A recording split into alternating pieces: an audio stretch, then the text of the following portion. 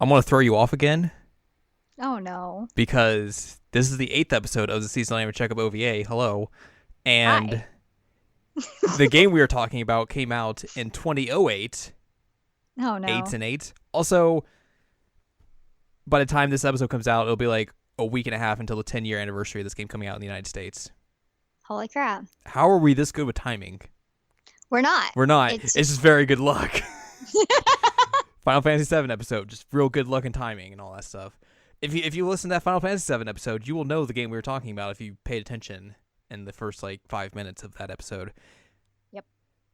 Anyways, this is the seasonal anime checkup OVA episode number 8, where we have conversations about like anime, video games, and manga because that's kind of fun and helps open it up for other people to talk about as well.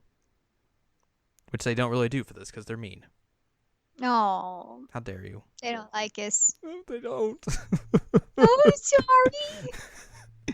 I'm Jared, joined as always by venerable co-host Oh, upgrade. Anne Ladyem. Hello.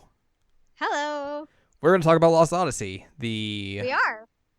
game that came out in 2008 for the Xbox 360 of all places. Mm-hmm. Done by Sakaguchi and the Mistwalker Studios, and I guess also in part by Microsoft as well, because if you read that Final Fantasy VII Polygon piece, there's a section on there about this game's production, and yikes. That did not sound like a good time at all. Nope. Oh, man. But, I mean, it is the man, the myth, the legend, the mustache, Sakaguchi in charge, so. That's very true. Uh, I mean, if you're Microsoft, you're probably thinking, hey, the original Xbox, not the Xbox One, the original Xbox, because you can't call it that, didn't really sell well in Japan. The 360's not really selling well in Japan. Maybe if you get this guy and get an exclusive JRPG for our console, maybe that'll help sell this thing. Spoilers, it didn't. It actually did better in the West. Yeah, yeah. I mean, I guess it makes sense because people had 360. Yeah, But, a way larger install base in the West than in Japan, for sure. it didn't do terrible, but it didn't do great. No, it's just they didn't have the 360 wasn't selling in Japan. That was the big Right. problem. Right. And this did not help. Which I mean, Microsoft consoles in Japan have not sold well at all. Full stop. Going up Right. until the present day Xbox One. So that's just a problem in and of itself. But yeah, Lost Odyssey. Well, and it is a tragedy if they haven't played this game because it's great. It's real good. I remember hearing about this game a lot because I remember it was like, oh, there's this huge JRPG coming out for the 360 and it's 4 discs, which is kind of crazy. I mean, this was back, when I guess like Konami was saying they couldn't release Metal Gear Solid 4 on the Xbox 360 because it would take like 20 discs to make that game work. Yep. So it was like, oh, yeah, multiple disc games, that really shouldn't still be happening, but it is. Oh, and you don't have the physical version of this, so No. let me also explain to you that when you buy Lost Odyssey at retail, it comes with 3 discs on the spindle and 1 in an envelope. Wait, they didn't. Not. That's how it was packaged. Oh my god. How? I'm not joking with you. You have to remember where I worked at the time. Yeah, I'm not discounting what you're saying. I'm just like, Why? Yes. Yeah. I mean, get one of those like CD packages that has like the 1, 2, 3, 4 like back and forth. Do that. Don't put one in a sleeve. Or, But like- that's how it's packaged. I mean, they'd have to like have room for the manual because this was back when manuals actually existed and wasn't just Yeah. like a plastic sleeve to go here. Go to our website. Blah blah blah. I mean, there are DVD cases where like there are 2 like disc holders on both ends, and you could put a spindle in between there and 1, 2, 3, 4. Yep. But then that wouldn't leave room for the manual. I don't know. Just put a cardboard box around it and stick the manual in there. There you go. Problem solved. Microsoft, why didn't you come to me for this 10 years ago? I would have solved all of your problems. So that was how it was packaged. It was beautiful, and we've already discussed it had crap box art for the U.S. Yeah. So I'm sure that didn't really help matters. But can I just say I have a subtitle for this? Yes, you do. Please For this episode. hit me with a subtitle. Jansen doesn't wear out in bed.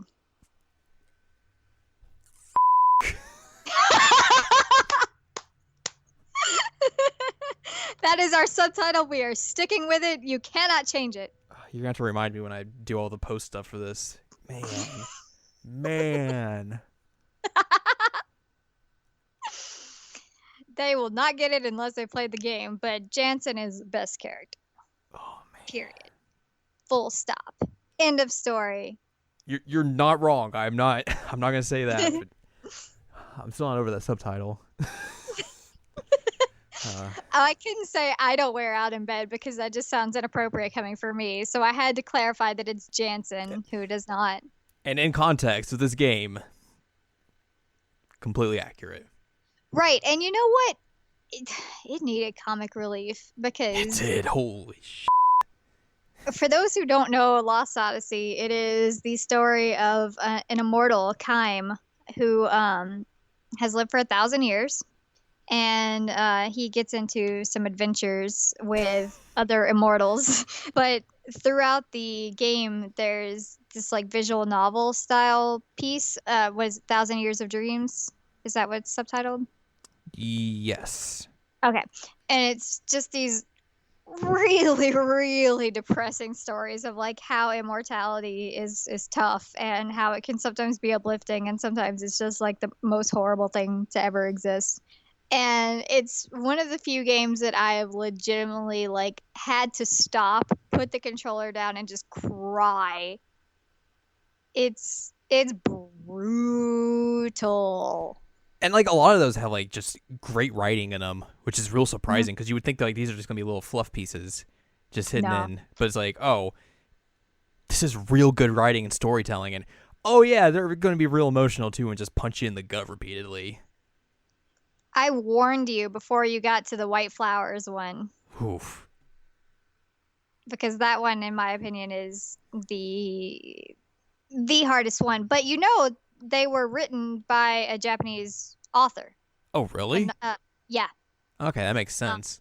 Yeah, he's a writer. He's a novelist, and they brought him in to write them. Which that's a smart idea. Like, right? Don't get someone who's like writing the video game part of it. Like, bring someone in who actually knows how to write in that style. That's really smart. It's beautiful. I mean, it is hands down like one of the most emotional things that I've ever encountered in a video game. And I know at first when you were playing it, you're like, wow, there's a lot of these, like right in a row. But I think it's kind of like to get you introduced to the character. And it really does help. Yeah. Because otherwise, Kaim, when you first get him, he's kind of like blank. He's just like this dull guy. He's like, oh, I'm just here, man. Like, think kind of like a Squall type character, and that he's just kind of like tough and ready to go, and that's it. Like he doesn't have a whole lot of like emotional strength going through. Like he's not showing any of these emotions. So you kind of have to use these in order to get to know the main character that you're playing as. And doesn't say whatever, has like a cool gunblade either. I could talk about the whatever, but we're not going to do that right now because that's a whole different story. I love Squall. I will defend Squall. Anyway, can we what? Can we, before we move on, can we talk about the Lost Odyssey commercial? Oh, man. Because it spoils a bunch of like the cutscenes for the game. It does. It straight up does. It actually spoils like one of the big romances. Yeah. And it spoils like the main villain. Mm-hmm. Because like it's like that reveal is like right there in that commercial. It's like, oh, well, I know who the villain is now. Sorry, that was my fault. I showed you the commercial, but I was like an hour behind that anyway, so it wasn't that big of a deal. Yeah, it's. So if you haven't watched it, you should probably pause and go watch it. Definitely do that. But make sure you come back to us because you make us sad otherwise. But the commercial is set to White Rabbit, which is this is 2008, so it's like that period when like all video game commercials had to have licensed music. Why does this game need White Rabbit by Jefferson Airplane? Why not? Why not? I mean, it doesn't lyrically fit. I mean, I guess the sound of it fits decently, but it spoils like every big cutscene. Probably because they're like, we want it to look as pretty as possible, and there aren't that many like Right. full on cutscenes. And it's not like you're gonna So like show gameplay of that for like, a wide audience. That's gonna sell them on the video game. Which is weird to yeah, think and say, but that's but kind of it's the true. case. And And just like the just like moving around in like the world and like the areas and stuff, it's like that's not really that action oriented or interesting to look at. So no, I mean you have to like go and kick every pot and every trash can and every tree, and that's still gonna make me crazy. By the way, that I missed something somewhere in the world.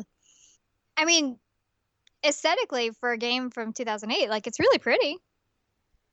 it does have a lot Uh, of like brown tones, which fits that era as well. it does. Oh my god, it does. But there's some like some of the characters have very bright colors on them, which is different. That's true. And at least it's not like the entire party is like generic, like brown haired dude.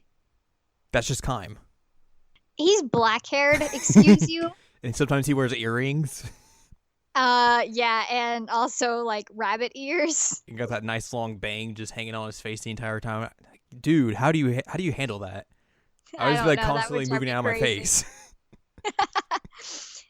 But like Cook and Mac have very bright designs. Yeah. Actually, Sarah has bright design too. Yeah.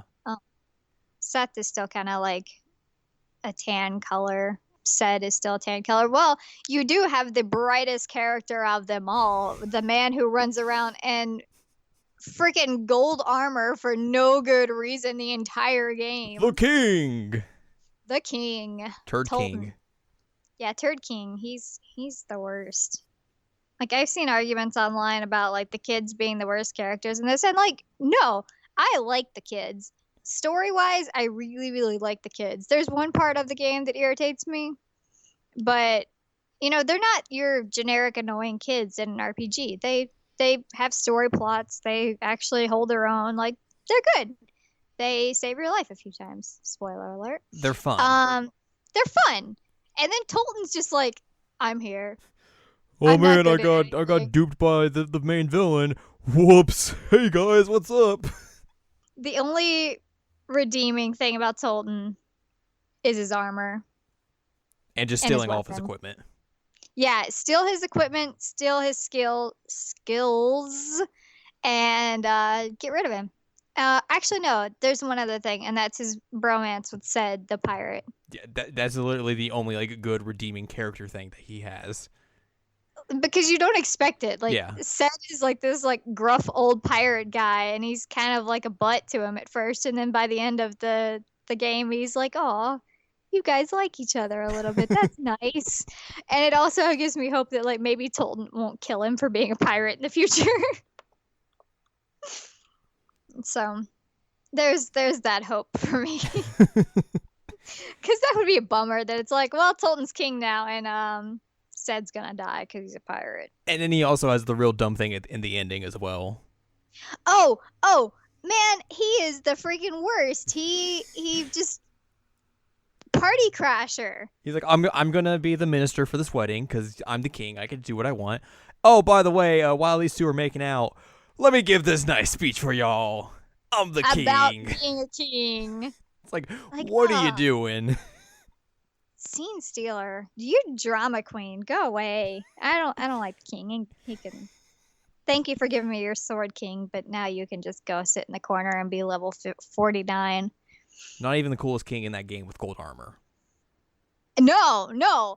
That's the thing, is that like at one point you get like great grandpa that wants to fight you, and I'm like, he's so much cooler. He is.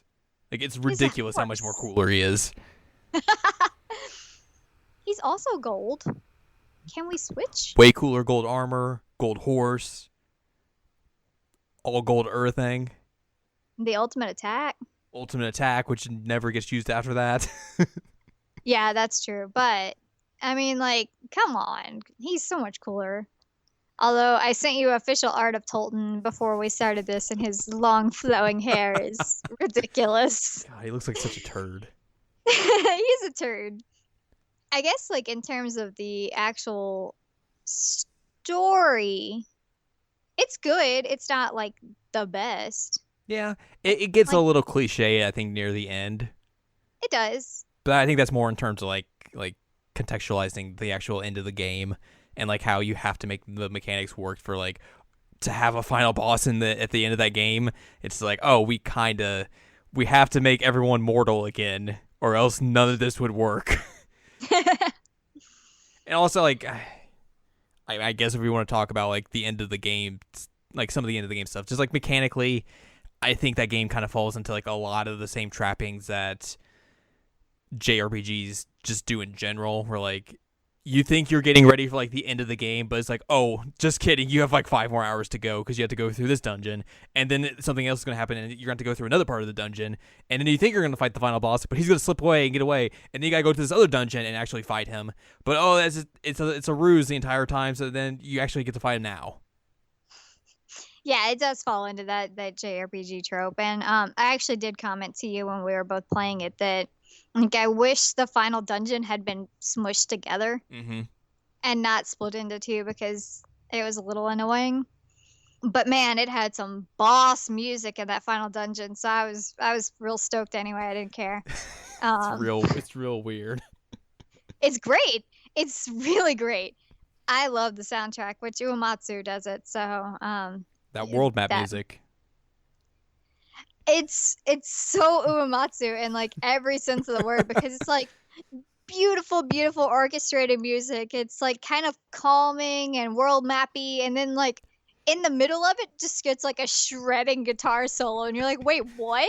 It's like, oh, like What is happening? it's like, I was like, all right, okay. But like that's so him because like he's really good at the whole orchestrated beautiful music thing, but he really likes metal, so give him his metal in the middle of Lost Odyssey's world map theme. Oh man. But the I think that's part of what worked really well in the Thousand Year of Dreams was some of his compositions really were able to drive home some of the emotions of those. I would absolutely agree with that. Especially like the one piano piece. Yes. I forget Yep. the name of it. Oh, I know what you're talking about. Oh God, they hit you with the emotions with the one piano piece. It's like as soon as that kicks in, you're like, oh no. Yep. I mean, like they start you off with this one called Hannah's Departure, Oh. and Oof. yeah, that's the very first one you get to, and it's so like rough.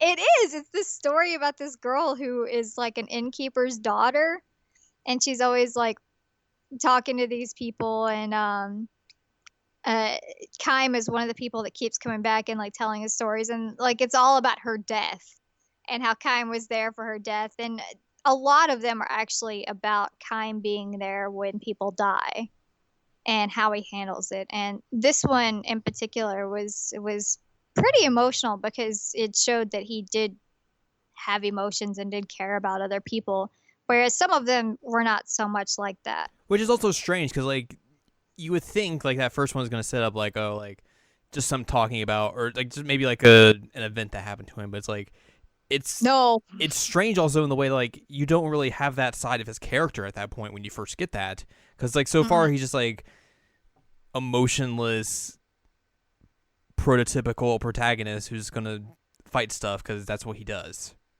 Right. And so that's one thing that I was saying earlier is that it kind of fills out his character in places where you kind of lack that in the actual story. But yeah, I know that you had some issues with the way that he reacted to certain story elements, especially like the death of his daughter. Are you saying I thought it was negative, or? Well, you were saying that, you know, a lot of the stories make him come across as like callous and kind of like stone faced in terms of the face of death and everything. Right. And then when Lirum dies, he kind of loses it. But it's also just like it's a nice surprise because you're not expecting that at all. Right. You're really not. And I personally love it, although the tears kind of God, the tears in that game are so bad. they're terrible. But I think as well, like though, like as much of like as a good surprise it is a strange tonal shift mhm, because you just don't expect that from him at all, and it's just like he's getting real emotional here. That's that. yeah, What? What's happening? yeah, he really lost it. Which, I was actually pretty glad. In terms of things that I'm interested in, I think it's a really good thing to have a protagonist who is allowed to show emotions, and 100%. especially negative emotions like that. Negative in quotations, because you know what? A good cry is always worth it, but hopefully it's not when somebody's dying. Uh, And I think but it, I didn't mean to cut you off there, but like I think no, you're that first dream though it sets you up for like oh he's not gonna be this like the same prototypical like emotionless person that's not gonna like react to anything. Like this dude has like emotions. He cares about people. I mean, we're not gonna show that to you like in the game right now per se, but like mhm. we're setting this up to like when you get to that point, it's not gonna be like oh like this is completely out of left field. Like you'll understand like oh he's been there before. Like he's shown emotion before, so it's not completely new and foreign to you. Well, and I think White Flowers was a good one for that because, he even goes back several hundred years later after his family's death. And even though the event has changed, he's still like in mourning. Mm-hmm. And I still really, really like the theory that all the rings on his hand and on his necklace are like past wedding rings. I really like that headcanon that I've got there. I'm sticking with it. Poor Sarah. You know what? That still makes me mad. That makes me so mad because they came together and Sarah's great and But, why? but what if Why? they all got like split off somehow when they came together, and it took him so many years to find her again?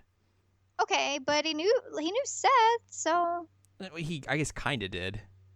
yeah, I guess so. He didn't really hang out with Ming. Yeah, like all of them were kind of like doing their own thing for Yeah, hundreds of years. So that's maybe that's true. just the case. But also at the same time, it's like you just come you come walking up with like 20 different rings. Like, I can explain. Well, so for context, Kym and Sarah are married. Surprise. And so throughout the story, you realize that Kym has been married multiple, multiple times, which I personally have issues with this because it goes through the whole story of like Kym has been married, Kym has lots of kids, da da da da da. And like you don't get any of that on Sarah's end, and you get one kid with Seth in 1,000 years, and Ming doesn't get any of that. I guess as far as we know, because they don't delve really that far into her backstory. No, they Because don't. like you only get one dream story with her, and it's at the very very end. And you don't get any with Sarah. Yes, that is also true. Yeah, you get one with Ming, you get two with Seth, you get none with Sarah, and the rest are Kym. Jerks. But maybe there's some story there that we're missing with like maybe Seth did have a lot of like cool pirate dudes that she was hooking up with. Or maybe Sarah had some cool dudes that she was hanging out with and whatever. That's what I felt like But like the first Seth story was kind of implying that she was kind of like that she would kind of like would like go that way because she was just like I'm gonna do whatever I want and I don't care. okay, I get you. But I mean And that's just me kind of projecting. So like that could be completely wrong. Who knows? yeah, it was just a little weird to me that it's like, well, Kym probably has syphilis and whatever. But because if you're like counting through the story, like he's been through a lot of relationships. But at least I guess by the end he's all about some Sarah. So Bone Zone uh, 2, Bone Zone 2. It is the next Electric 1,000 Boogaloo. years.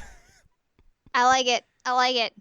You're all right. Like it is kind of that they're just like, oh, Kyle just gets to go around and have all these relationships and bang all these women and have all these kids. Like as raunchy as that sounds, but it's like, oh, the women they don't really get to do that.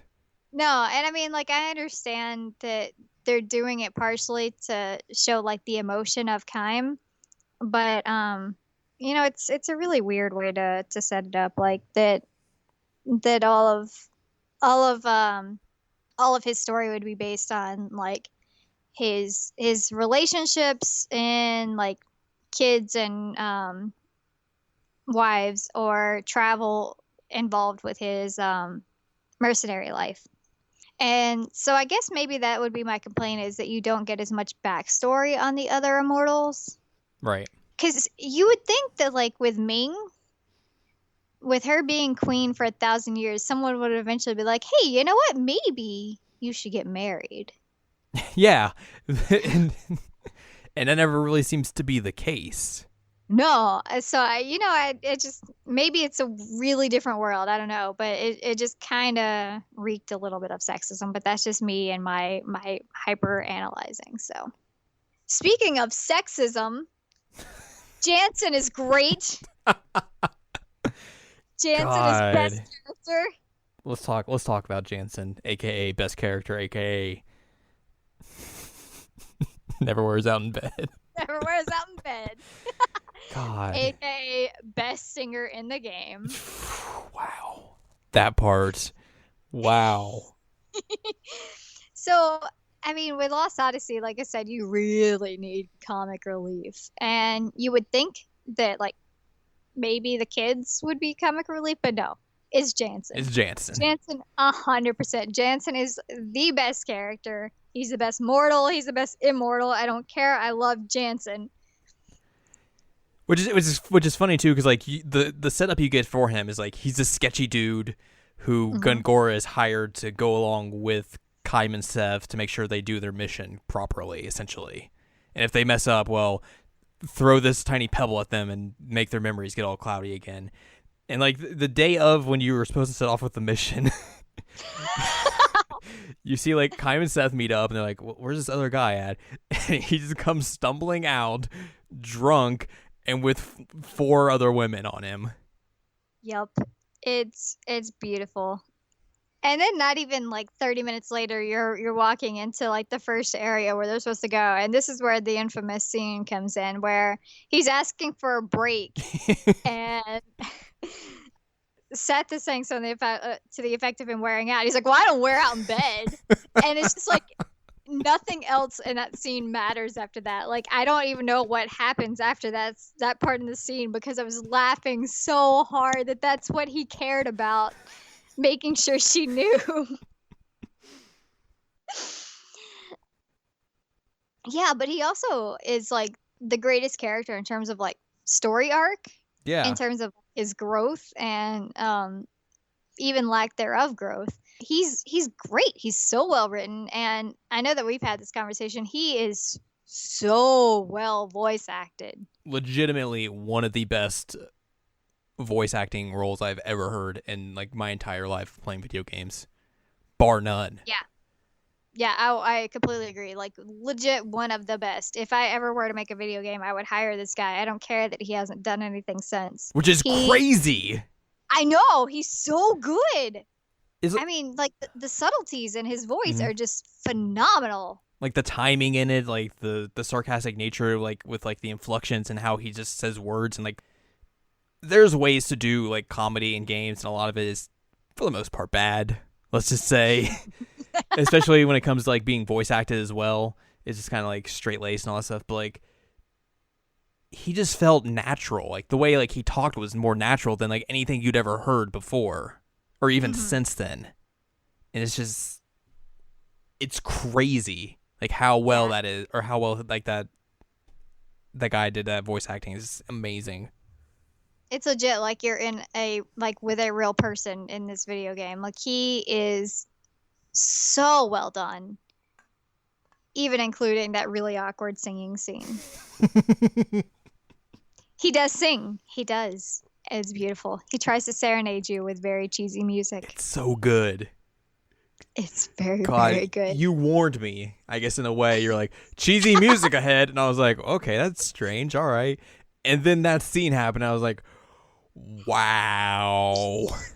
I don't think you can ever properly warn somebody about that scene. No.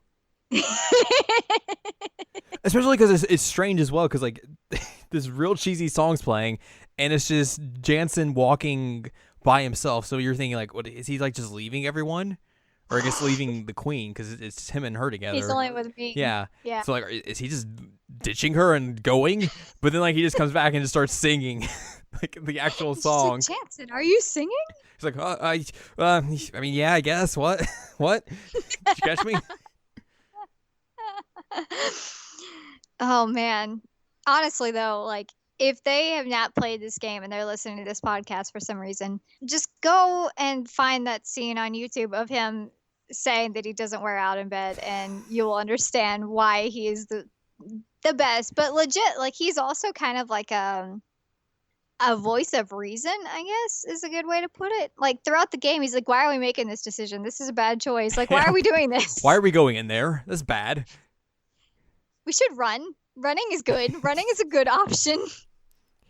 So he's kind of like a good like player insert when you're like, "Oh God, you're making a terrible life choice here," and he legit will tell them you're making a terrible choice. You know, with how often he likes to use the idea of running away. Maybe he was a Joestar in his former life.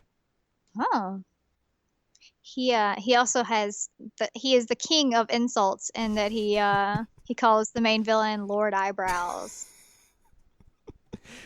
I mean, Gungor does have a real PS2 looking face, so shots it's fired. Like a crappy PS2 Guy Fieri with platform shoes. God, those shoes are amazing. And that's one word you could use. Like they make no sense. It's like here's like this giant pyramid that I'm standing on. I don't know, fashion. Oh my God. But man, I love this game. I really do. Like I said, some of the story bits are a little bit weak, but the characters are all great except for Tolton. The writing is phenomenal. The music's phenomenal. I cannot recommend ever that you go and do Mac's Secret Dungeon. I cannot recommend that because holy crap, what the heck is that dungeon?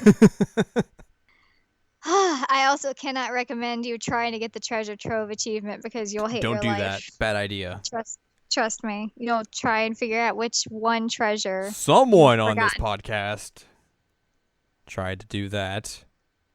Yep. Guess what? What? Still no success. God. I found 2 items that I did not find the first go around, and I still have not gotten it. So does it have to do with like the invisible chest as well that you can find? I already found all those. Well, never mind. I'm just gonna shut my mouth. I've found everything that I can think of, so it's got to be some missing item. But anyway, it will make your life. And I am currently at level 80. With my immortals. Which I guess for context, you only need to be around level 50 to fight the final boss. And you get all the skills for the mortals at level 52. So, everybody has all their skills. I'm currently having the immortals just learn piddly stuff like evade up 10 because I don't know what else to do. And I'm sitting here looking for items, and this is my life. This is my choices. Level 80. Level 80. I was 78 last time we talked about this. You were. Now I'm at level 80. God. I'm the worst. Thanks, Mac. Yeah, Mac. It's all your fault, Mac. You just wanted to have the spirit magic. Which is real strange as well, because like all the bonus dungeons that are tied to like a character is like the level requirements are like 45 to 50 or something like that. It's like 40 to 50 in that range. And then max is like 65 to 75. Yep. It's like, which, oh my God, I went in there and I had read up on it before I went in, and the boss for it was supposed to be stupid hard, and I'm like, oh God, this is gonna suck. Like, there's not a save point. What am I gonna do? You were texting me beforehand. You're like, there's no save point for this. So if I get wiped here, I am screwed. Yep. I defeated him in like 3 turns after I was actually able to like connect with him, like because you have to go through 2 walls of things before you can actually target him. Lame. Right. And so when I finally got to him, it was like 3 turns. I'm like, oh, okay. Well, that was it. Okay, I'm done. Yeah. I was like, it's gonna be harder for me to get out of here than it was to fight you. It was an adventure. That's to say the least. Very anticlimactic. It was. But yeah, what can you do? And then I went and beat the game, and that was even more anticlimactic He because just I breathed went on and Gungor, and he was like, "Oh God, I'm dead." it was like level 78 trying to do all these things, and I'm like, no, this should not be this easy. I mean, even for me, like I was like 51, 52, and like the bosses you fight before then were like not even damaging me. Yeah, no, they do like 1 HP, which is like, on you. I don't think I'm supposed to be over leveled for this, but okay. It's like Tokyo Mirage Sessions on New Game Plus. Oh, right. Which there's a New Game Plus for Lost Odyssey, right? I mean, I'm not surprised. At least they didn't have to like make that DLC to add it in. Yeah. Looking at you, Final Fantasy 15. Man, Final Fantasy 15 does a lot of things wrong, and Square Enix puts out a 2-foot fork. So I mean, I think that's one of the best things they've done recently. it's bad when you think that a 2-foot fork is one of the best things that a company has done for video games. Yep. I just don't even know what to say to that. It's an ultimate weapon. You can eat all those Boss Cup noodles with it. Sakaguchi, you are my hero. And I'm glad you left that company. God bless you and your man. Did he really leave, or was he kind of forced out? Okay, well, okay. I'm just glad that Sakaguchi is no longer with Square, and he can live out his great dreams of doing games like Lost Odyssey and surfing. Why is there a character in Kingdom Hearts that looks like Sakaguchi? You know what? Because Kingdom Hearts is weird. Okay, that's completely fair. But there is. I'm upset because he doesn't have quite the fabulous mustache as Sakaguchi does. I mean, this guy has a good mustache. No, it's not as good, but it's good. You cannot beat Sakaguchi's mustache. You cannot. Like, even with all the fake mustaches that I just ordered, put on top of each other, it could not add up to Sakaguchi's mustache. I just want you to know that on Giant Bomb's wiki page for Sakaguchi, there's a picture next to his early life description that just says Sakaguchi surfing, and it's a picture of him holding a surfboard. I love him. He's wonderful. With his mustache. I'm such a fangirl for this guy. Like, honest to God, he could make like the weirdest games, and I'm like, yeah, okay, I'll take that. God, I want to play this visual novel he made. Sakaguchi visual novel. That's yeah. Well, if it's written by the same novelist who did Lost Odyssey, then I'm in. I mean, this game came out a long time ago, so probably not. Oh, okay. Oh, these games came out in the mid '80s, so I doubt it. Oh, yeah, no. Anyways, Lost Odyssey. It's really good, and I think that everybody should play it. I mean, I know a lot of people don't like turn-based. They're wrong. They are wrong. It's a well-done turn-based, and it's a lot of fun, and it's very like you can customize the characters, the immortals anyway, in a very interesting way. The battle system's like it's got a Shadow Hearts-esque type system for physical attacks, like not necessarily full on, but like there's a ring. That's the most similar part of it. Yeah. You'll never understand how to get perfect, but you'll sometimes get it. Nope. We went through the entire game, and I've gone through the game twice actually, and have yet to figure out that perfect ring. So, it's just there.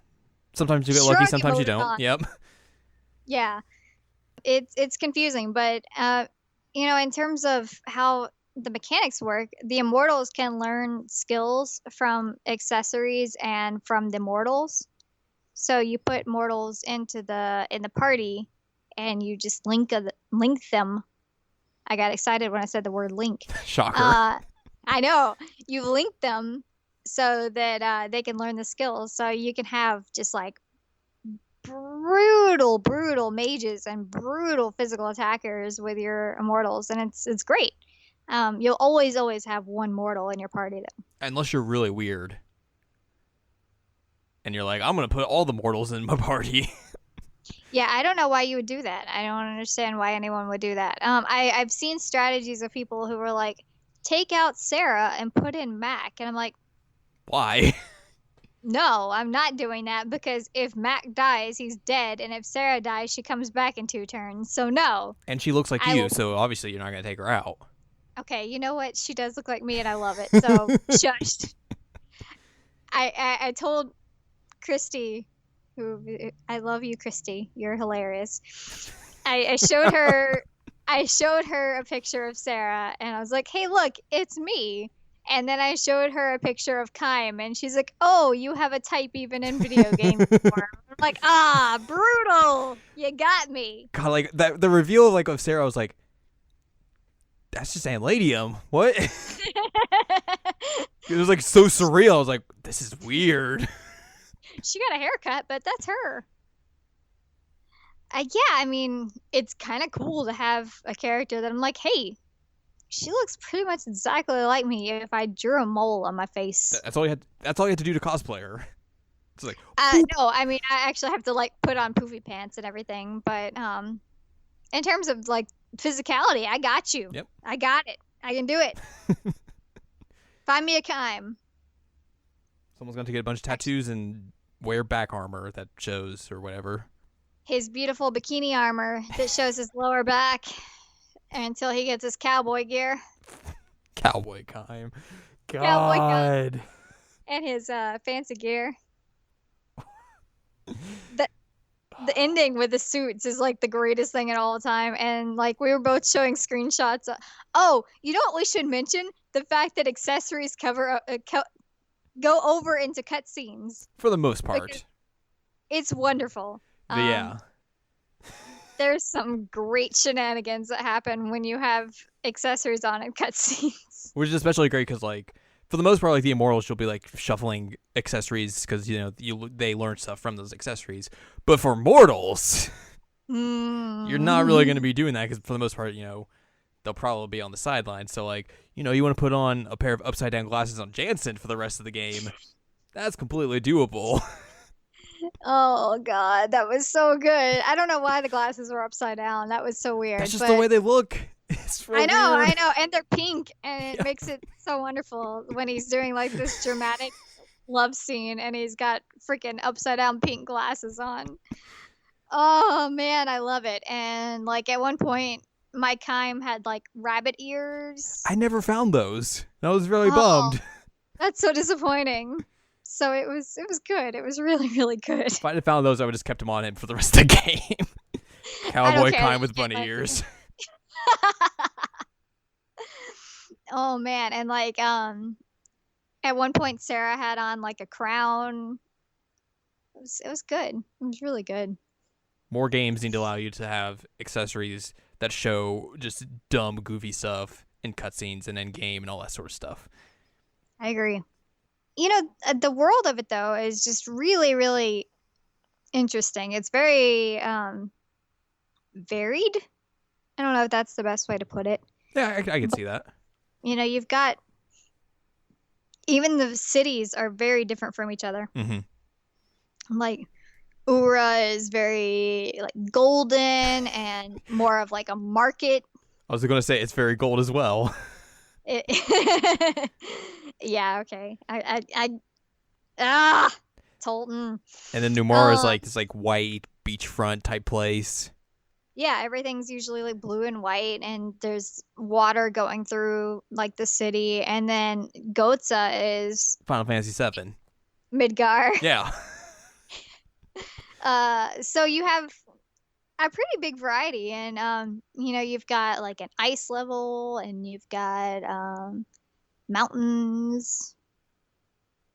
You got another icy level. You got a burning cave. Got this random town in a forest area.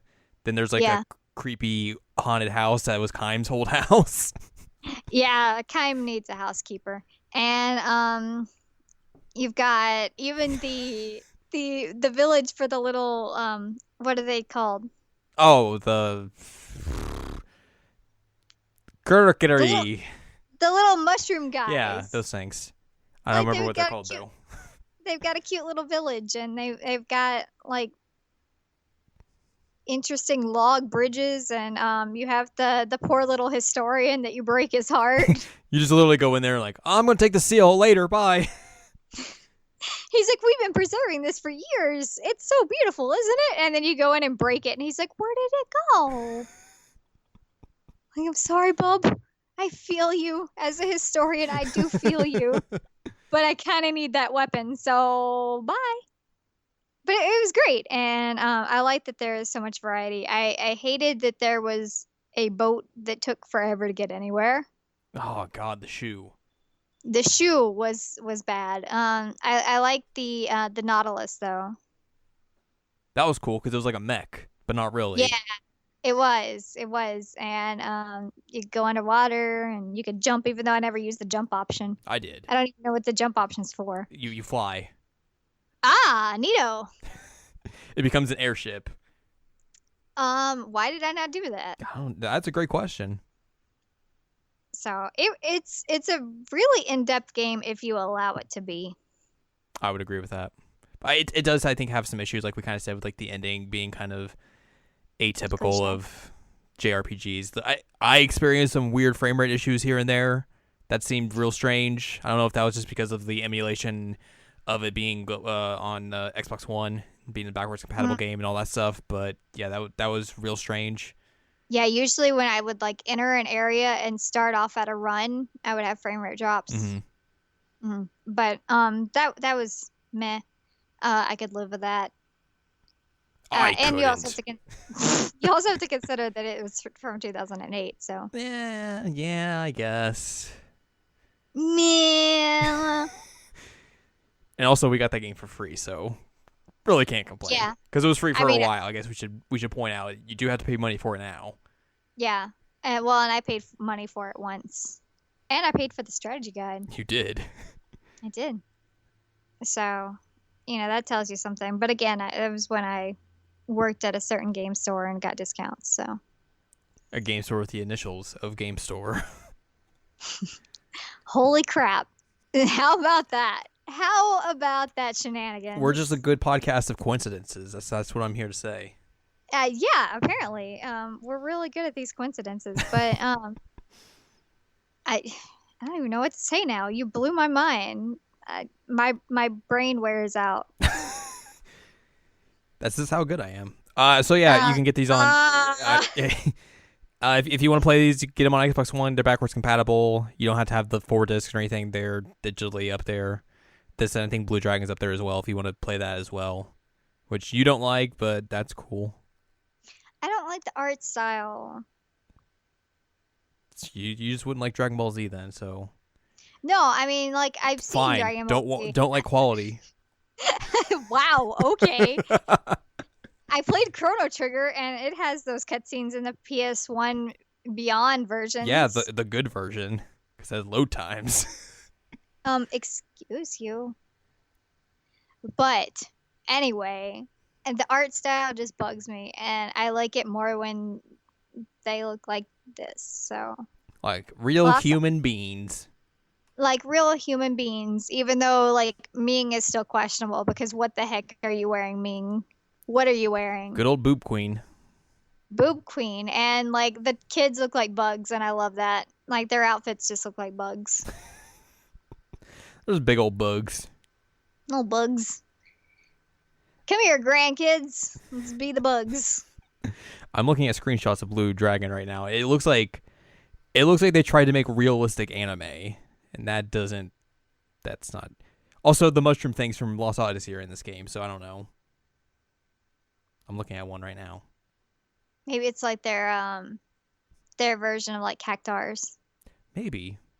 That'd be a weird thing to make a cactar. Well, mushrooms and cactus. I don't know. That should be the chocobos. Just hop on the helmet and ride. Well, chocobos don't really attack you. I attack Cactars do. them. Rude. I'm like, come on, let's fight. Also, Rude. forgot to mention this. So Lost Odyssey was created in part, with Miss Walker, and also Microsoft got Fuel Plus to help with the development as well, which a bunch of the development team on that worked on, Shadow Hearts. No wonder I like it so much. Those are some games we should talk about on here on a future date. Man, I love Shadow Hearts, and I would be so thrilled if we would talk about them. Just not 3. That doesn't 3 exist. We don't talk about 3. We don't talk about the America one. We don't do it. We can even talk about Koudelka. We can talk about that. I'm fine with talking about Koudelka. But from the New World, no, it doesn't exist. Nope. Never happened. Nope. Never did. Nope. Never happened. But Shadow Hearts, one of the greatest game series of all time, period. Lost Odyssey is also great since that's what we're actually talking about. We're just going to tease new episodes for within current episodes from now until eternity. People are just listening and they're like, oh, hey, which thing in this are they talking about that they're going to eventually talk about?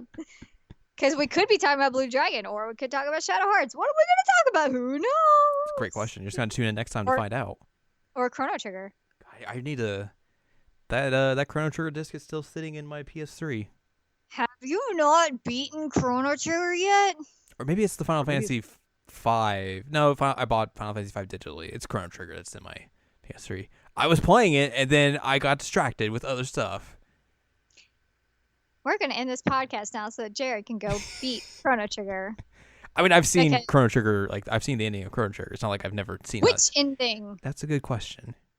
Yeah, there are multiple. There are. There's a PlayStation exclusive ending. Yes, there is.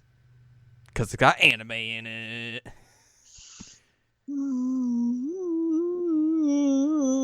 I mean, I bought Chrono Trigger just because I saw that they put in Akira Toriyama animated cutscenes in that version. I was like, oh, cool. It's the Dragon Ball guy. I'll buy that game. God. I was like, oh, there's this random Final Fantasy game with this. Whatever. Even though that game's real cool as well, because you go to the moon. Yeah. Yeah, it is. That was literally the one thing that got me to play Final Fantasy IV was like someone told me, it's like, oh, you go to the moon. I was like, that sounds cool. And I played the game and I got to the moon and I was like, okay, I'm done. I'm good. I got what I wanted. Oh my goodness.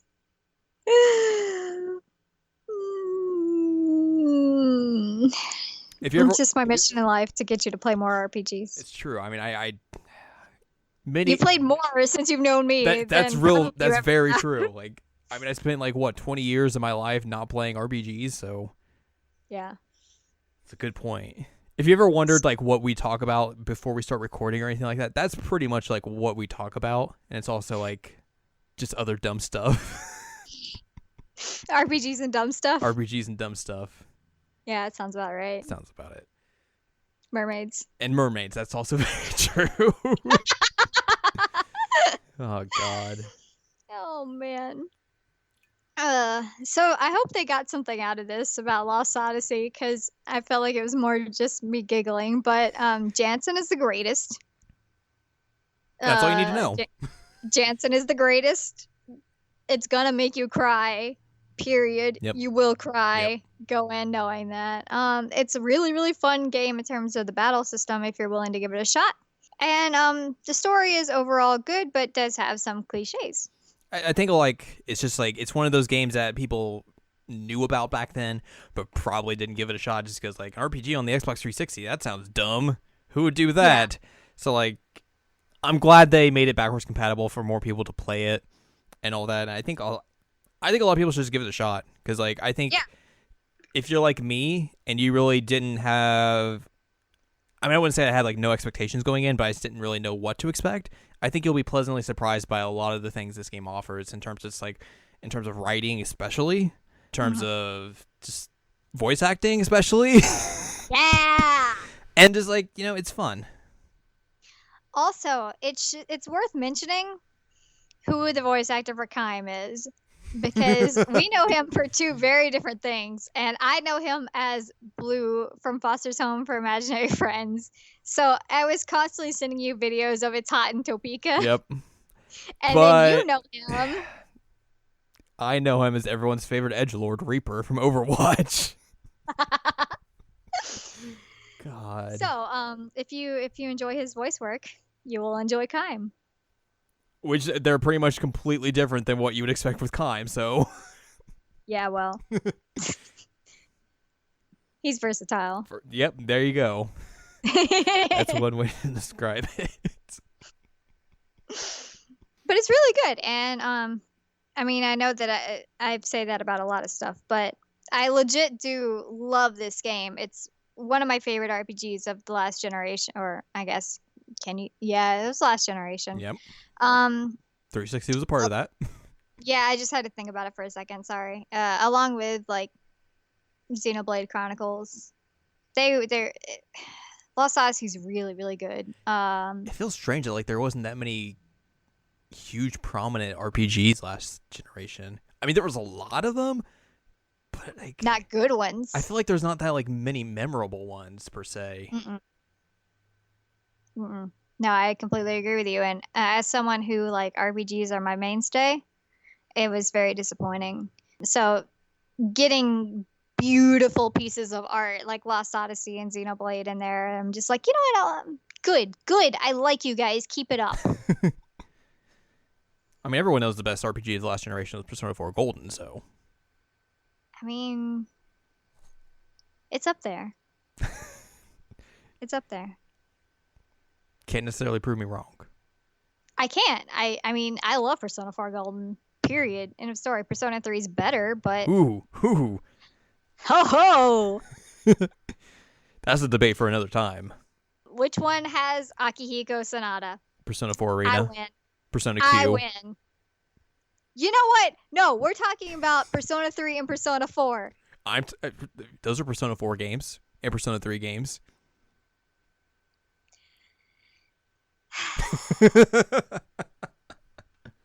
Which, hey, you know, maybe when we get closer to Persona 5, we'll just do a big talk about all the Persona games. All right, I'm in. Which one are we going to talk about, guys? Which one? What's next? Oh my goodness. Tune in next time. It's just going to be me talking about Akihiko Sonata and how he's amazing. I would give you the platform to do that. No joke. No joke. I'd do it. I would totally do it. Lost Odyssey. Thumbs up. Thumbs up. Thumbs up. That's going to do it for this episode, I guess, then. Yeah. We've gone almost an hour. Good. Jansen's the greatest. Jansen doesn't wear out in bed. God. It's I can't deny it. It's true. Oh, jeez. Mic drop. I can't believe I'm going to put the explicit tag on this episode of the Season Language Checkup OVA. Are you really? No, I'm just kidding.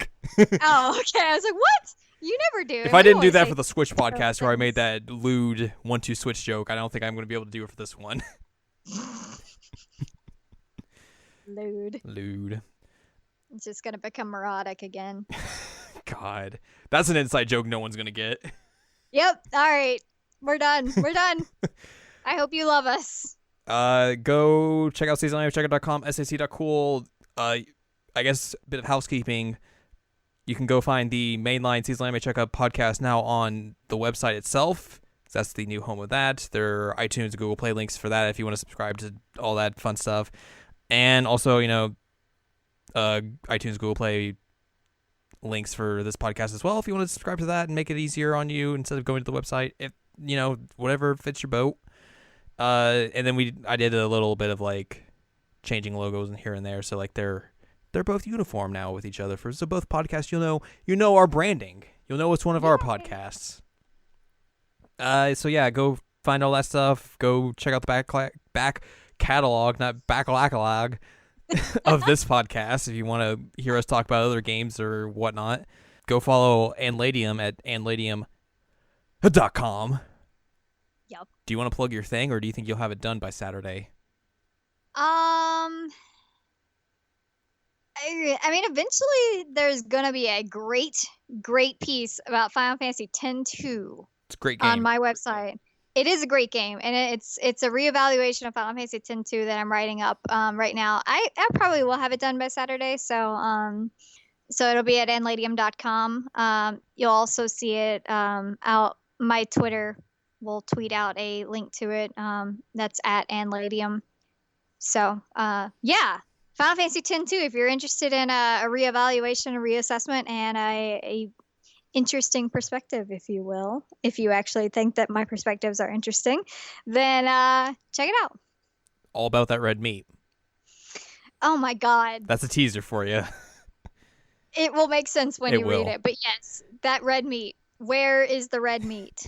Also, like I've written about that game as well, and I did a piece about that and Final Fantasy Mystic Quest about games that get a bad rap in the Final Fantasy lineage. So if you want to check that out, Which I made sac.cool. you play both. Which you did make me play both, and I'm very grateful for it.